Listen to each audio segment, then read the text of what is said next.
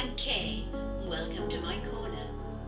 I have a bag of memories here, and I'm going to pull one out and see what fate has in store for us today.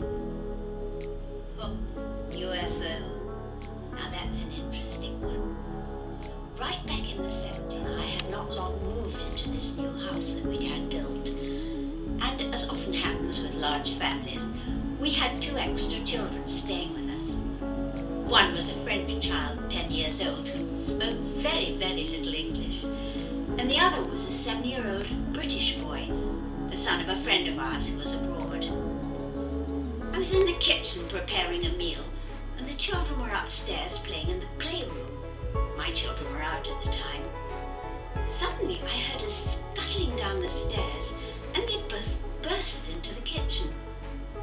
And they explained, one in French and the other in English, neither of which could have been explained to the other child, that they'd just seen this peculiar, flat, saucer-shaped object hovering above a disused railway line, which was up a bank behind the house, parallel with the bedroom windows, which is where the children had been playing. I listened, and both the stories were exactly the same, one in French and one in English.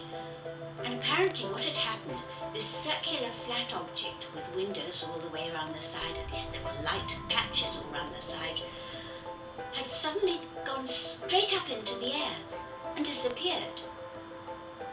Well, we'd all heard of UFOs, about Yorkshire wars and things happening in strange places in England, but nothing had ever been proved. So when the children came down with this, I thought at first that their imagination had been playing fire with them, but you know, how could they both have produced the same story in a different language and no way of communicating one to the other? You know, it's one of those peculiar things that will never be explained.